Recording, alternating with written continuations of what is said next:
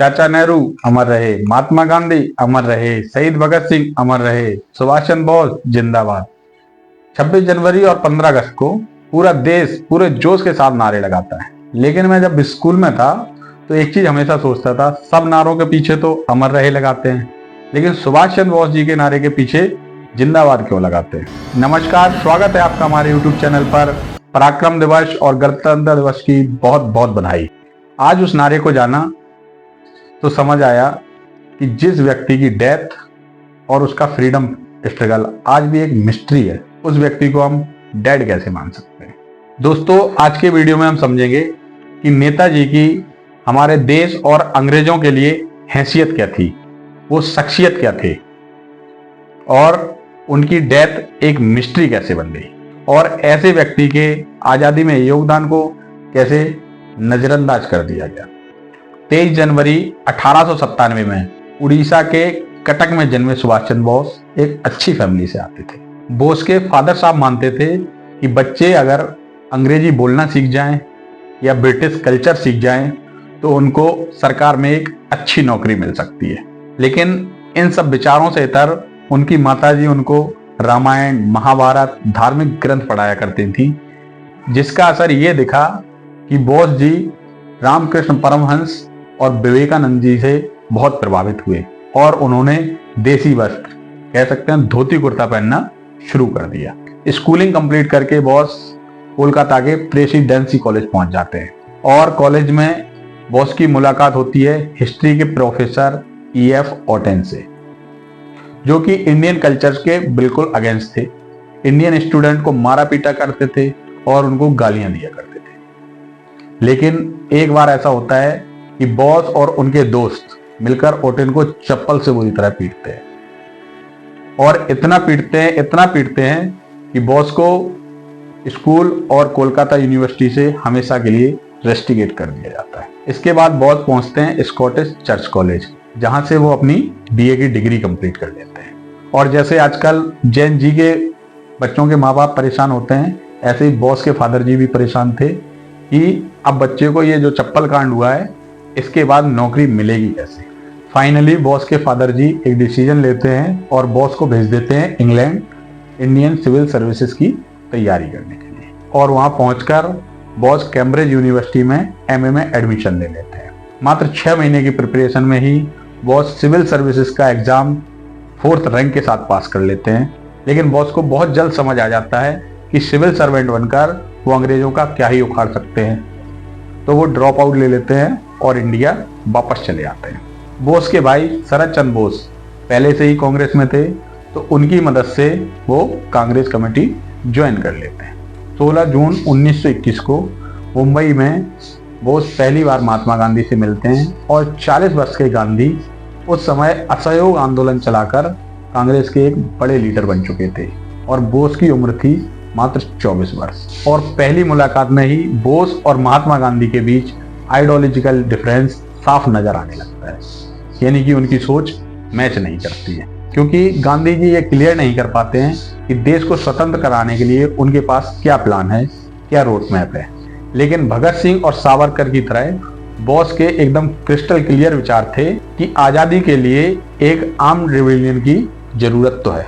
साल आता है 1927, जब बोस को कांग्रेस कमेटी का सेक्रेटरी बना दिया जाता है, और यहाँ पर उनको नेहरू जी के साथ काफी क्लोजली काम करने का मौका मिलता है। साल 1933 में गांधी जी सविनय अवज्ञा आंदोलन को बीच में अचानक से रोक देते हैं, तो वल्लभ भाई पटेल के बड़े भाई विट्ठल भाई पटेल और सुभाष चंद्र बोस जी का एक ज्वाइंट स्टेटमेंट आता है, जिसमें वो कहते हैं कि गांधी जी अपनी लीडरशिप में पूरी तरह से फेल है। यही बात गांधी जी को तब और ज्यादा चुभती है जब बोस 1938 में कांग्रेस कमेटी के प्रेसिडेंट बन जाते हैं। After hoisting the national flag, President Subhash Chandra Bose said, "But even a non-violent struggle demands an army, an organization, and a machinery. India is going to be free, and that we who live today are going to play a part in making India free." और उस समय लिखे गए letter में गांधी जी वल्लभ भाई पटेल से कहते हैं कि अब बोस पर भरोसा किया जाना सही नहीं है, और बोस का कार्यकाल पूरा होने से पहले नेहरू जी पर दबाव बनाते हैं कि उनको उनके अध्यक्ष पद से हटा दिया जाए, लेकिन नेहरू ऐसा कुछ भी नहीं करते हैं। और साल 1939 में कांग्रेस कमेटी के प्रेसिडेंट के इलेक्शन फिर दोबारा होते हैं और इस बार बोस के सामने होते हैं गांधी जी के सपोर्ट वाले बी पट्टाभी सीतारामैया, लेकिन बोस इस बार भी जीत जाते हैं। इस पर गांधी जी कहते हैं कि ये मेरी पर्सनल हार है, यानी कि आप कह सकते हैं कि महात्मा कहे जाने वाले गांधी जी अपने थोड़े से ईगो को कंट्रोल करने में फेल हो जाते हैं। गांधी अपने सपोर्टर्स को कांग्रेस वर्किंग कमेटी से इस्तीफा देने के लिए बोल देते हैं, यानी कि आप समझ सकते हैं इतनी गंदी राजनीति होती है। इस इंसिडेंट के बाद गांधी और बोस साहब कभी भी एक टेबल पर नहीं आते हैं और बोस इलेक्शन के मात्र 2 महीने बाद ही कांग्रेस प्रेसिडेंट के पद से अपना इस्तीफा दे देते हैं। इस इंसिडेंट के बाद गांधी, नेहरू और बोस के रिश्ते हमेशा के लिए खराब हो जाते हैं और इसी समय दौर आता है वर्ल्ड वार 2 का। बोस का मानना था कि अंग्रेज अभी वर्ल्ड वार 2 में फंसे हुए हैं, गर्म लोहा है, हथौड़ा मार देना चाहिए और देश को आज़ाद करा लेना चाहिए। आज़ादी की प्लानिंग के लिए बॉस सोवियत रिपब्लिक निकल जाते हैं, लेकिन जब बॉस को पता चलता है कि सोवियत रिपब्लिक तो अंग्रेजों के साथ मिलकर लड़ रहा है, तो वो वहाँ से निकलते हैं जर्मनी के लिए और जर्मनी से देश को आज़ाद कराने के लिए हेल्प मांगते हैं। साल 1942 27 मई को बॉस पहली और आखिरी बार हिटलर से मिलते हैं और हिटलर बॉस से बहुत ज़्यादा इम्प्रेस था, तो वो बॉस की हेल्प करने के लिए तैयार हो जाता है। आगे की प्लानिंग के लिए हिटलर बोस को जापान जाने के लिए बोलता है। वहाँ जाकर बोस आज़ाद हिंद फौज को रिवाइव करते हैं। बोस आज़ाद हिंद फौज और जापानियों के साथ मिलकर बर्मा के रास्ते इम्फाल से मात्र 45 किलोमीटर दूर मोइरंग पर कब्जा कर लेते हैं और 14 अप्रैल 1944 को बोस मोइरंग की धरती पर पहली बार आज़ाद हिंद फौज का झंडा फहराते हैं और इस हमले से परेशान होकर अंग्रेज गांधी और नेहरू को सुभाष के अगेंस्ट खड़ा कर देते हैं। उस समय गांधी जी अहिंसा का पाठ पढ़ा रहे थे और सुभाष चंद्र बोस जी अपनी आज़ाद हिंद फौज तैयार कर रहे थे, लेकिन जनता ज़्यादा आज़ाद हिंद फौज का सपोर्ट करती है और आज़ाद हिंद फौज में शामिल होने लगती है। यानी कह सकते हैं कि देश फिर से 2 विचारों में बढ़ चुका था, एक था अहिंसा का मार्ग और दूसरा आज़ाद हिंद फौज जो कि सुभाष जी ने बनाई थी। 1956 में खुद फॉर्मर ब्रिटिश पीएम एटली बंगाल के गवर्नर जस्टिस पीवी चक्रवर्ती से मिलते हैं, तो कहते हैं उनके भारत छोड़ने के डिसीजन के लिए गांधी जी का इन्फ्लुएंस बहुत मिनिमल था, लेकिन आज़ाद हिंद फौज का अटैक और रॉयल इंडियन नेवी में जो विद्रोह था उसने पूरे देश को देश प्रेम में भर दिया था कि हम मजबूर थे भारत को छोड़कर जाने के लिए। अगस्त 1945 में जब जापान न्यूक्लियर अटैक के बाद सरेंडर कर देता है, तो 18 अगस्त 1945 को नेताजी अचानक से गायब हो जाते हैं। लेकिन नेताजी के गायब हो जाने के बाद लोगों को अभी भी यही विश्वास था कि जैसे नेताजी पहले भेष बदलकर चले जाते थे, ऐसे ही वो कहीं भेष बदलकर चले गए हैं ताकि वो आगे की प्लानिंग कर सकें। नेताजी के अचानक से गायब होने के बाद नेताजी की डेथ मिस्ट्री के पीछे आती हैं थ्योरीज, जिसमें सबसे पहले 1956 में आती है सैनवाज कमेटी रिपोर्ट। इस कमेटी की अध्यक्षता कर रहे थे नेताजी की आज़ाद हिंद फौज में कमांडर रहे सैनवाज खान और उनके द्वारा एक रिपोर्ट पब्लिश की जाती है जिसमें कहा जाता है कि 18 अगस्त 1945 में एक प्लेन क्रैश में नेताजी की डेथ हो गई। कमेटी के सदस्य रहे सुभाष चंद्र बोस के भाई सुरेश चंद्र बोस इस रिपोर्ट को मानने से इनकार कर देते हैं और कहते हैं कि ये रिपोर्ट नेहरू के प्रभाव में बनाई गई है, नेताजी की डेथ प्लेन क्रैश में नहीं हुई है। फिर बनता है मुखर्जी कमीशन, जिसके अनुसार नेताजी की प्लेन क्रैश में मौत वाली थ्योरी को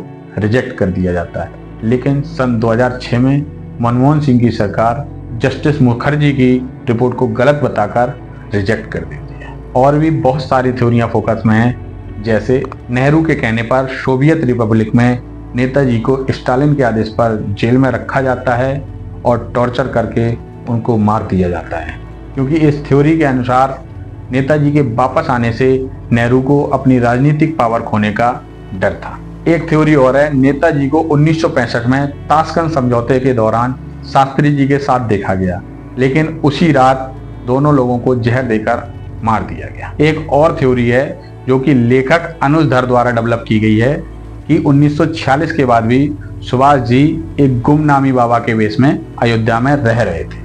लेकिन गुमनामी बाबा कभी भी अपनी पहचान नहीं बताते हैं, क्योंकि माना जाता है जब हमारा देश आज़ाद हुआ था उस समय भारत और ब्रिटेन सरकार के बीच एक समझौता हुआ था कि बॉस कभी भी अगर भारत आते हैं तो उनको एक प्रिजनर ऑफ वॉर की तरह ब्रिटेन को सौंप दिया जाए। लेकिन 15 अगस्त 1947 को जब पूरा देश आज़ादी का जश्न मना रहा था तो क्या किसी ने एक बार भी सोचा कि कांग्रेस कमेटी के 2 बार प्रेसिडेंट रहे सुभाष चंद्र बोस कहाँ हैं और किस हाल में? लेकिन क्या नेताजी और उनके योगदान को भूल जाना सही था? क्या गांधी नेहरू से पॉलिटिकल मतभेद के चलते आजादी के लीडर रहे यानी नेताजी को इतिहास से गायब कर देना ये सही था? लेकिन अफसोस होता है ऐसी आजादी पर कि जिस सम्मान के हकदार नेताजी थे उनके सम्मान को ना ही हमारा देश और ना ही हमारी सरकार ने।